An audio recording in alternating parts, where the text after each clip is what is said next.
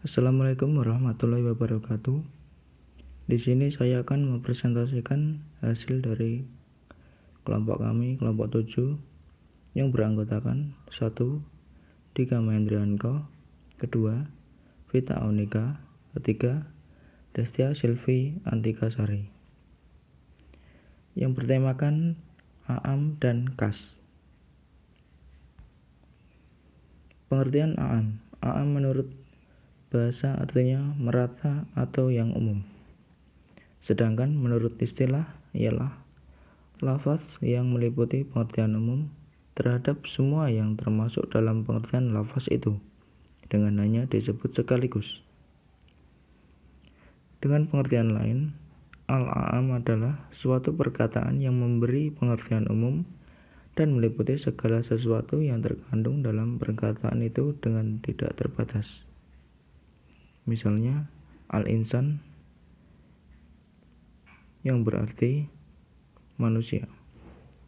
Perkataan ini mempunyai pengertian umum, jadi semua manusia termasuk dalam tujuan perkataan ini. Sekali mengucapkan lafaz al-insan berarti meliputi jenis manusia seluruhnya. Pengertian khas. Lafaz khas ialah lafaz yang dilalahnya berlaku bagi seseorang yang namanya disebutkan seperti Muhammad, atau seseorang yang disebutkan jenisnya, umpamanya seorang laki-laki atau beberapa orang tertentu seperti 3 orang, 10 orang, 100 orang, sekelompok orang. Jadi berarti lafaz khas tidak mencakup semua, namun hanya berlaku untuk sebagian tertentu. Lafaz khas kadang berbentuk mutlak, yakni tidak dikaitkan dengan sesuatu, tapi terkadang dikaitkan dengan sesuatu yang dinamakan muhayyad atau sesuatu yang sudah jelas, dan terkadang dalam bentuk amar atau perintah, dan terkadang dalam bentuk nahi atau larangan. Dengan demikian, lafaz khas ialah lafaz yang tidak meliputi satu hal tertentu, tetapi juga dua atau beberapa hal tertentu tanpa adanya batasan, artinya tidak mencakup semua namun hanya berlaku untuk sebagian tertentu. Definisi lafaz khas menurut ulama. 1. Mana al-khattan. Lafaz khas adalah lafaz yang merupakan kebalikan dari lafaz am, yaitu tidak hanya menghabiskan semua apa yang pantas baginya tanpa ada pembatasan. Kedua, Mustafa Said Al-Khin.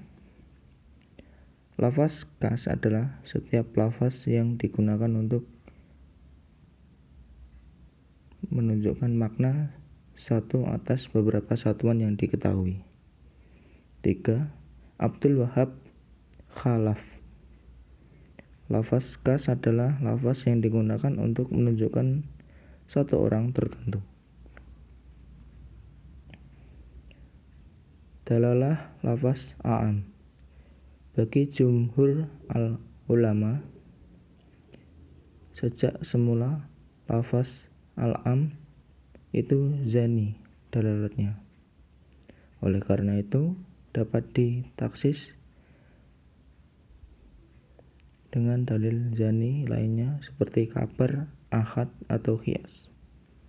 Sedangkan bagi ulama Hanafiyah, karena lafaz al-am itu sejak semula qadhi dalalatnya, maka ia tidak dapat ditaksis kecuali dengan dalil qadhi. Oleh sebab itu, dalil zani seperti kabar, ahad, dan qiyas tidak dapat mentaksis lafaz am. Jenis-jenis a'am. 1.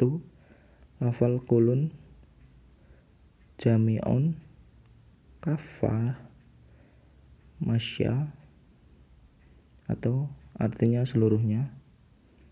Masing-masing lafal tersebut meliputi segala yang menjadi muthaf ilahi dari lafal-lafal. Kedua, isim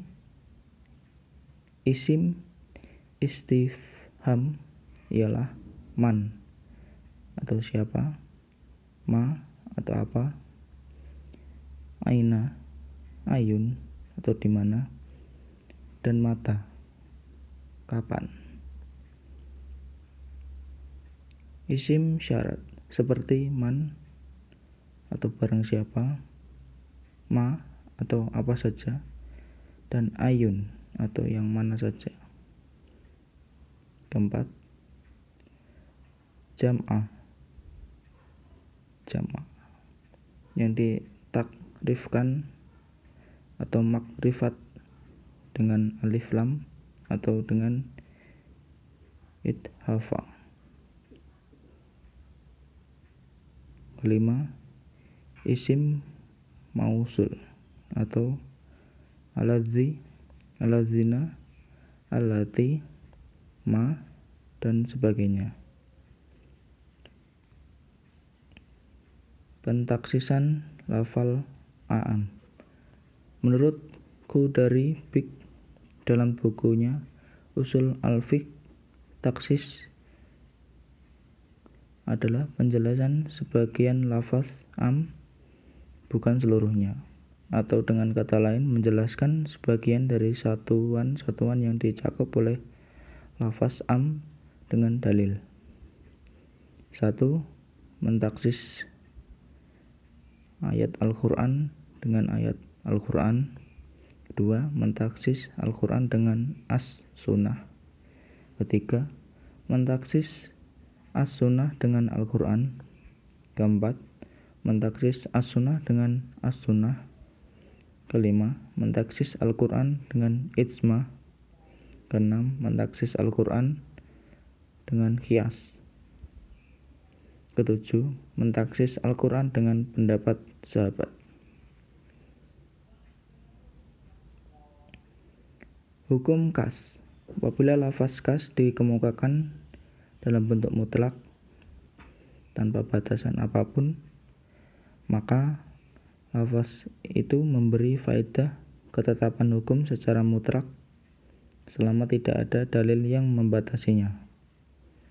Dan bila lafaz itu dikemukakan dalam bentuk perintah, maka ia memberikan faedah berupa hukum wajib bagi yang memerintahkannya.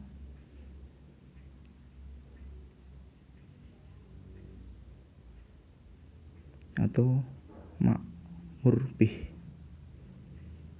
selama tidak ada dalil yang memalingkannya pada makna yang lain. Macam-macam kas. Kas mutlak menurut Syekh Utsaimin mutlak secara etimologi yaitu antonim dari mukhayyad. Kemudian secara terminologi, mutlak adalah sesuatu yang menunjukkan suatu hakikat tanpa adanya batasan. Hukum mutlak berlaku sesuai dengan keiktilafkannya selama tidak ada dalil yang menunjukkan adanya suatu takyid atau limitasi. 2. Kas mukhayyadah. Muhammad Abu Zahra dalam bukunya Usul al-Fiqh menjelaskan bahwasannya mukhayyad adalah apa-apa yang menunjukkan suatu esensi yang dibatasi dengan sifat keadaan,